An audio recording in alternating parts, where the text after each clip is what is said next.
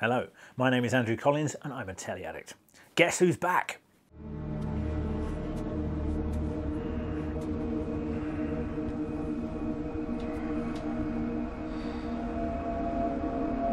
Yes, episode 8, and Brody made his second appearance on the third season of Homeland, right at the end. A nation shrugged. Dominic Sandbrook was up to his old tricks on the third and final part of Cold War Britain, about Britain during the Cold War. On freedom's edge. And I find you spinning round in my brain. Just over 20 years ago, Britain came to the end of one of the longest wars in our history. It was the Cold War. It was a war that made our Britain. Yeah, it was the Cold War. This is Cold War Britain. Cold War Britain was part of a BBC Cold War season. Part of the Cold War season, tomorrow at 9 on BBC2. Brilliant idea. It really was one of my favourite wars, culturally and historically. So I was totally up for the Cold War set drama Legacy. Adapted by Paul and Milne from the novel by Alan Judd and starring Charlie Cox, last seen in Boardwalk Empire, Legacy was an old-fashioned spy thriller that radio's not retro, it's state-of-the-art, actually set in the year Tinker Tailor Soldier Spy was published. I bet they were all reading it at MI6. That rare beast of one-off drama, this story of agents, double agents, espionage and counter-espionage, set at a time of political strife and 3-day weeks, was a solid, decent 90 minutes of television. And if that sounds like faint praise, it isn't. Hugo March, A1 London Ops responsible for targeting and recruiting Russians here. I think you met my wife today on a training exercise. Anna March? Oh, yes, I did. A bit of light relief after her stint at Prague. In your own time, Hugo. Secret Service desk jockeys played by the imperious Simon Russell Beale and the underused Christian Mackay, rounding out a fine cast that also included the also underused Romola Garai, Geraldine James and Andrew Scott, who got to do the accent. If your employers in the Secret Service knew about your father's work... I told you I work for the Foreign Office. And I am not KGB, but a humble embassy official. TV and film straddling director Pete Travis definitely captured the chill in the air and deftly avoided London's mobile phone masts in recreating the period. The constant power cuts seemed like a clever device to semaphore 1974, but as well as providing literal and figurative shadows, these plunges into darkness did have roots in the story, which I won't spoil in case you haven't watched it yet. You might want to, especially if you've had another look at the original Tinker Tailor Soldier Spy in the Cold War season reruns. It hasn't aged as well as you might hope. Oh, and Legacy's score by Ruth Barrett was excellent.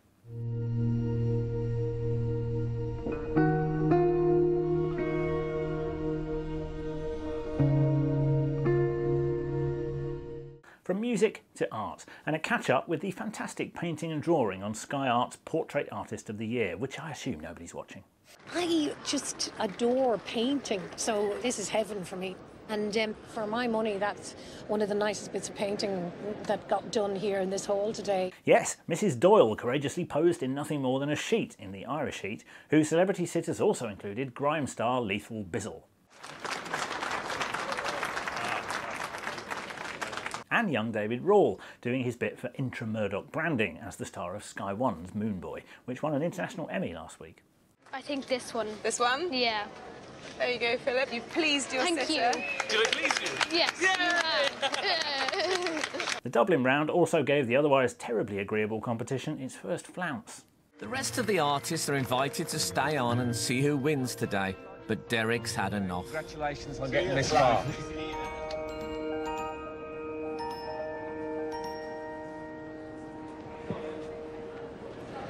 I'm very frustrated about the whole experience, to be honest with you. 10 hours of human bodily effort into the portrait, and what do I get for it? 0. Less artistic temperament on show in the final heat in Cardiff, but more toplessness with Gavin Henson. I like the composition, but I don't think it's very strong. No, this for me feels like Superman. I can totally understand why Gavin picked it. I'm not convinced by any of them, actually. Okay. I would put Pamela in there. I would. I just don't think it's interesting. Should we hold her in our mind then come back? Okay, if you insist. There was more art this week on Imagine on BBC2. It was one of those editions of the art strand where the subject eclipses Alan Yentop.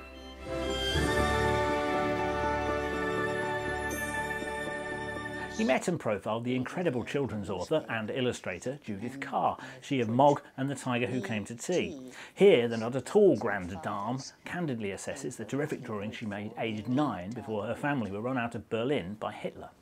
There's quite some good back views of people with fur collars on their coats, and she's got a parcel. That's pure sort of 20s get-up. I don't seem to have been able to draw noses side view. They seem to have very little in the way of noses. Kerr, aged 90, had very little in the way of airs or graces. Having worked the tragedies of her life into her books, she seemed at one with the world. It's on iPlayer for another week. Oh, and for any geeks still nostalgic for post-war black and white TV sci-fi after last week's Who binge,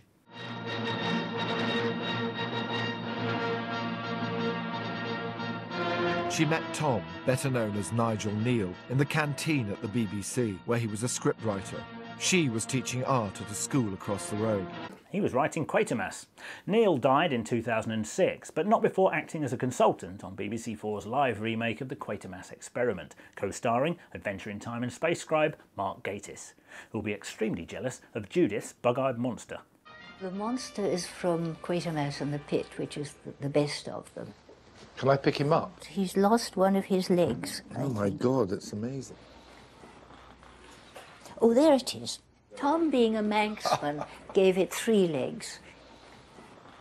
I think it goes at the back, probably. Talking of Doctor Who, the anniversary jamboree was covered on Gogglebox on Channel 4. Spot the Whovian. On Saturday, BBC One showed a nostalgic 50th anniversary special. You have to promise me that you're not going to talk during Doctor Who, OK? Because you have no idea how excited I am. Louis. I had my money on the long-haired boyfriend who never speaks. Yes, yes. Him. But he never speaks, so we'll never know. Back to Louis. But the thing is, it looks very futuristic, so how can it be in the Maybe past? they're on an advanced planet. Oh, what, you mean they're not on Earth? Oh, sweet mother of God! They're on Gallifrey, for God's sake. You'll have to let me off my belated Gogglebox obsession. I review telly for you, they review it for me. She's lovely, Rebecca. She's absolutely lovely. You know, she gets things saying she's not good looking, she's got a big nose and she's ugly. Now that ain't Actually, there is a public service element here. They dissect and analyse cultural flashpoints on grim TV shows like I'm a Celebrity so that you don't have to. Such as the recent Rebecca Adlington body fascism issue. She has got a big nose, she does. If she wanted to, I'm sure she could have that done. She'd be really... she's good looking. Barbara Streisand's got a big nose, but she's still beautiful. Yes, I ain't sitting in fucking Dartford, Chris. I'm sitting next to you. Yes, Don't but have I'm to still... fucking shout at me. I'm still getting, like, worked up about it. You've got to look positive. She probably can get through the water quicker with that nose. And if, say, you don't watch The X Factor, you may have missed the heavily promoted Gary Barlow Meerkat advert and have nothing to compare it to. Gary Barlow. Normally I hate him, but if he's with the Meerkats, he's brilliant. And those segways aren't cheap to hire. Mr. Gary look very happy. Wait until you see Bill for fireworks. I think that's safe to say that's the low point of Gary Barlow's career. Yep, he's hit rock bottom now. Yeah, singing with meerkats. I have nothing to add. Talking of nothing, Last Tango in Halifax on BBC1 was the highest rating new midweek drama on UK television last year, which really does sound like faint praise. But it won the BAFTA, and since it's back for Series 2, I thought I'd better stop avoiding it and literally get with the programme. Well, the opening credits are amazing.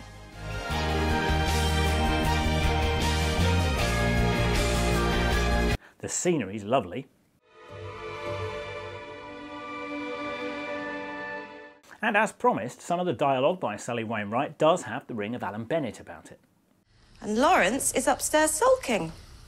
Oh, why? Because I've taken him off at the knees. I've wiped the floor with him. What's he done? He's upset Kate. Why? What's he said? Apparently, I didn't hear it. I was trying to fathom the gas bill. But the show's unique sales proposition is that it's about two septuagenarians who rekindle a youthful romance via Facebook, laying waste to all dramatic cliches about the elderly and replacing them with some new ones. Do you know I can't remember what I did with myself all day before I met you?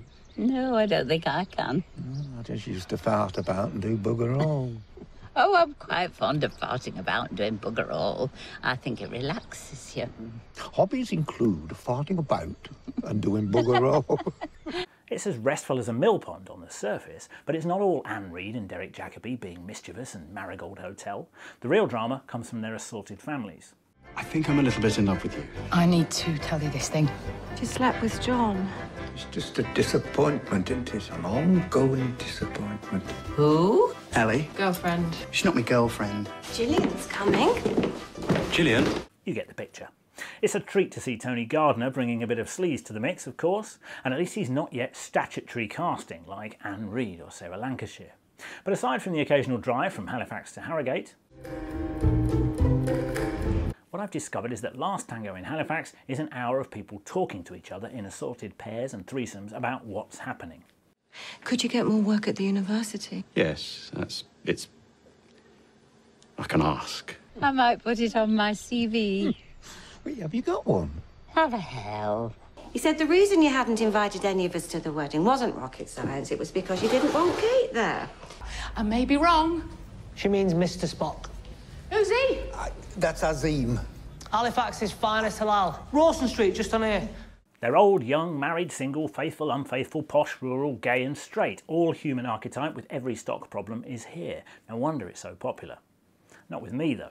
My first Last Tango will also be my last Tango. Sorry if I spoiled Christmas. Here's a cheery message from Panorama's undercover film about Amazon. Millions of us will be buying presents on Amazon over the next couple of weeks. The Amazon click has made our Christmas easier and given us more time. But the fetching and carrying hasn't gone away. It's just being done by someone else, working hard and up against the clock. And here's your moment of zen.